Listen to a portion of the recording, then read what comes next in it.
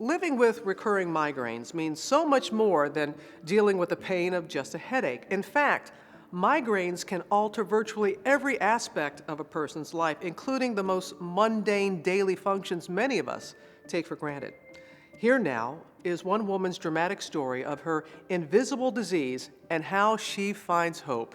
It's in our series, In Their Own Words, Moving Beyond Migraine.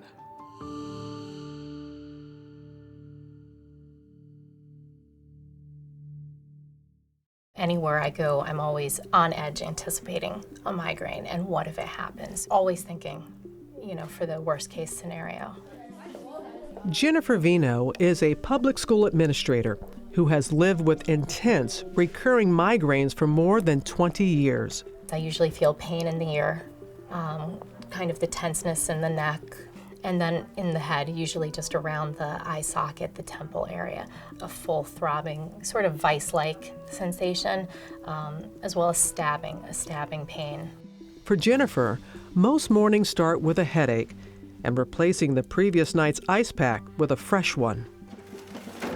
Every morning, I wake up, right away go downstairs, put my ice pack on my head. I seem to always have some type of ache. I have to be careful of not saying, oh, this is just a headache, and not paying attention. Migraine is a series of biochemical changes in your brain. It's a neurological condition. It's not just a headache. Headache is only one symptom. You can have visual disturbances. The aura, I can maybe ignore and get through. Sensitivity to light, nausea. It's when the wave of nausea hits and it just becomes this almost like a shock throughout the whole body.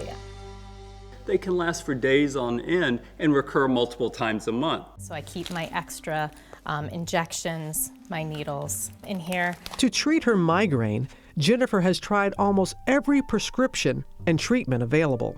Beta blockers, anti-seizure medications, or antidepressants. I tried Botox. In the back of your head, there's almost a claw-like set of muscles, and so I will get injections in that claw area and also across the eye socket. And nothing has really seemed to work consistently over a long period of time. And it's not just meds. Jennifer wears specialized glasses to block painful fluorescent light. She keeps the overhead lights off when working in her office, and sunglasses are a must, even when it's cloudy. If I don't wear sunglasses outside, even on a rainy day, I could be pushing myself a little too far.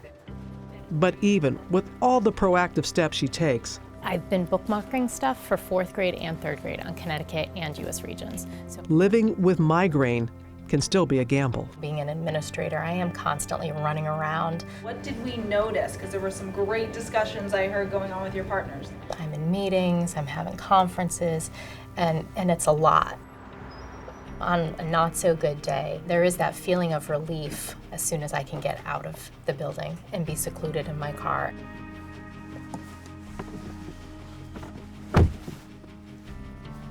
And there's times where I've driven home crying just because it is that relief. I feel like I can go a mind over matter for a good part of the day, but once I let myself feel the pain, it just does become consuming. They've asked me, well, is she really that sick or does she just not want to come? Like many migraineurs, Jennifer often struggles to make and keep plans because of the unpredictability of her migraine. Certainly I have great friends who know at the last minute I might call and just cancel on them. It's almost like the migraine becomes its child of its own that I have to take care of. Even after a full day of adjusting her life for her migraine, Jennifer even needs to protect against them when she's asleep.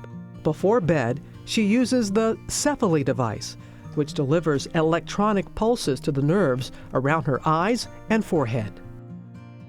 It's definitely helped with the severity of my daily headaches, and I find that it can take the edge off, which has been great. In the morning, the 24-hour cycle of guarding against migraine will start all over again. People will say, wow, I'd never know, you're always smiling, how do you do it? Knowing that it's such a big part of her life, the fact that she is functioning at a very high level with that pain as a backdrop is just astounding to me. And Jennifer is determined not to let her migraine win. When they are a daily part of your life, you have a choice to either try and work through it or you succumb. And if I did that, I would have a really miserable life. Are migraines impacting your life? You can go to webmd.com/migraine to assess your approach to managing them. You are going to get personalized strategies for living better that you can discuss with your doctor.